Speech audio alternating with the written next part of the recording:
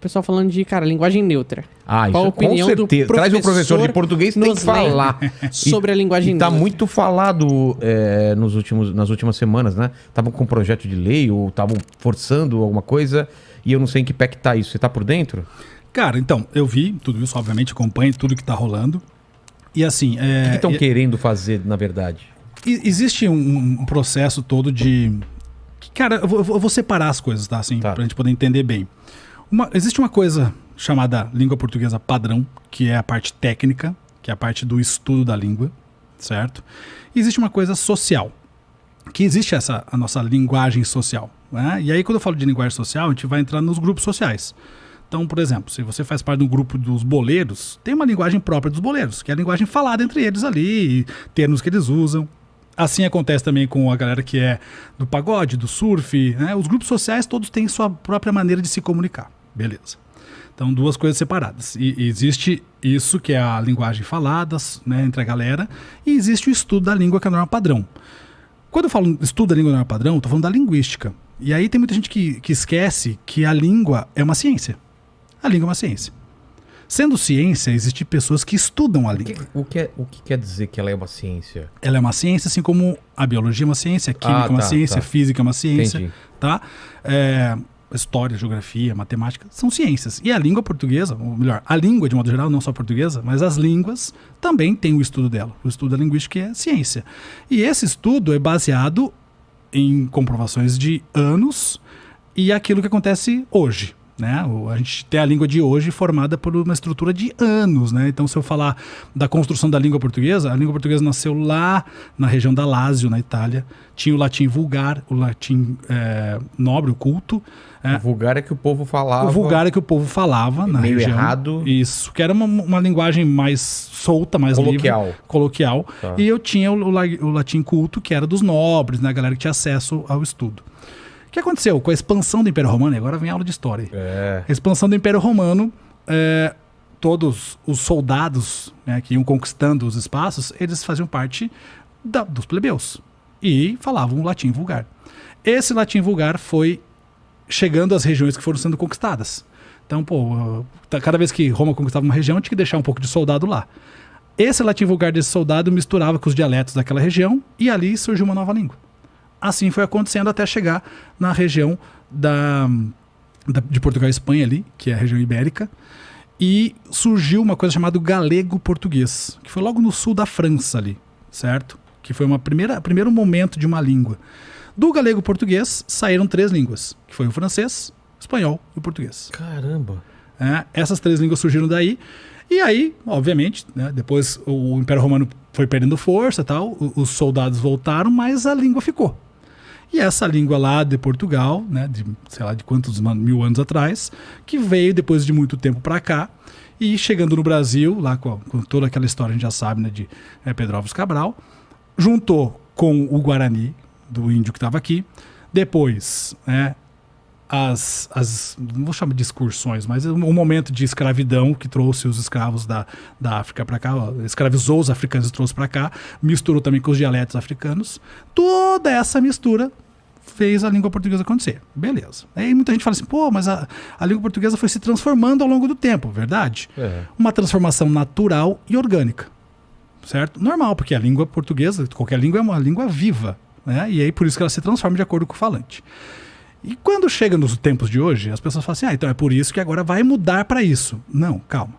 Uma coisa é a transformação orgânica da língua, natural. Outra coisa é uma transformação artificial. Imposta. Isso, uma mudança imposta. Então, vamos lá. Quando a gente fala da linguagem neutra, que é uma linguagem falada por um grupo social, e aí eu quero separar bem aqui. A bandeira de, olha, a gente quer ser ouvido, essa é válida pra caramba. Toda bandeira de minoria são válidas pra gente. A gente precisa olhar para as pessoas e dar voz para as pessoas. Então, ok, é a bandeira. Mas eu não posso falar assim, olha, vamos enfiar a goela abaixo isso aqui de forma artificial. Artificialmente não funciona. Então, a língua, ela vai se transformar de forma orgânica. Até onde ela chegou aqui, de forma orgânica. Essa linguagem aqui, ela é uma linguagem artificial. E aí eu vou pegar como base Ivanildo Bechara, que é um dos maiores linguistas do Brasil hoje, assim como um grande amigo meu, Fernando Pestana. A gente não pode mudar a estrutura da língua. Pensa num prédio. Se eu tirar as estruturas do prédio, o prédio rui. O prédio não fica em pé. E a língua também é assim, ela tem uma estrutura. Essa estrutura é a gramática, é a norma padrão, vamos dizer assim. Aquilo que nós temos até aqui, que foi essa construção que eu contei agora nessa historinha toda. E isso não tem como tirar os pilares agora e colocar um outro tijolo aqui que apareceu agora. Não tem como, isso não dá para acontecer. Então, assim, eu preciso entender o estudo da língua, eu preciso entender de língua portuguesa para poder falar sobre língua portuguesa. Eu, como estudioso da língua, eu posso falar de língua portuguesa. Mas se eu não conheço a língua, eu não posso falar. Então tem que tomar muito cuidado com isso, sabe? Eu acho que linguagem artificial não cabe aqui. Mas daqui 100 anos isso vai acontecer? Se for de forma natural, sim. Mas se for de forma artificial, não. Então hoje, eu vou fazer a prova de vestibular do Enem. Beleza, vou fazer a prova de vestibular do Enem. Vou escrever lá com a linguagem neutra, porque eu quero escrever assim devido ao meu grupo social e tudo mais. Cara, desculpa, mas prova de vestibular é norma padrão. Mas eu vou entrar na justiça. Desculpa, é norma padrão. Por que norma padrão? Porque todo mundo do Brasil inteiro precisa ser padronizado para que todo mundo entenda. Para que funcione como uma identidade de um povo. Então, não é querendo enfiar a goela abaixo, assim, né? Não, calma. Porque, por exemplo, vou entrar no outro ponto aqui. Geografia, né? Quando surgiu o terraplanismo?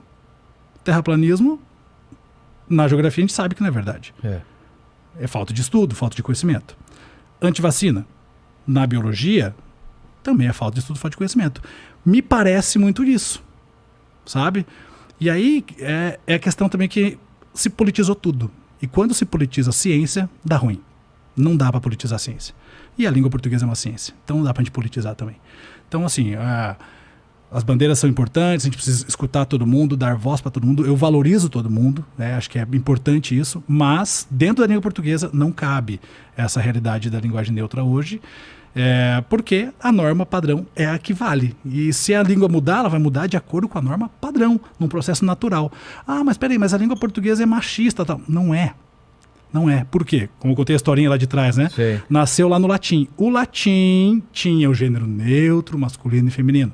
Com essa história toda que eu contei da construção da língua, o gênero neutro em língua portuguesa foi absorvido pelo masculino, ou seja, virou uma coisa só.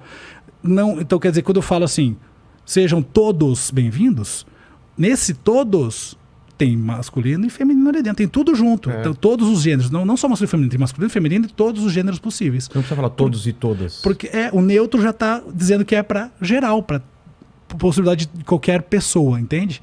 Então, assim, quando a gente fala sobre isso, eu até queria entender mais qual é a dor das pessoas quando as pessoas falam sobre isso. Precisa mudar. Mas eu preciso entender melhor até essa dor. Qual é essa dor? Essa dor eu preciso entender, mas a gente não pode pegar essa dor e querer fazer isso que só pela língua vai ser suprido. Porque a dor de uma bandeira de uma minoria, infelizmente a língua não vai sanar. É outra coisa que vai sanar. É o que eu falo. É uma guerra outro tipo de política social. Não é para ser lutada agora. Tem outras batalhas muito mais importantes. Exato. De gente que é discriminada, que está morrendo por causa de raça, por causa de... É isso. Então, assim, acho que precisa mudar um outro tipo de cabeça, um outro tipo de postura social em relação a isso. Não é esse tipo de batalha que tem que ser feita. A batalha é outra. A batalha é muito mais profunda em relação a isso. Com certeza.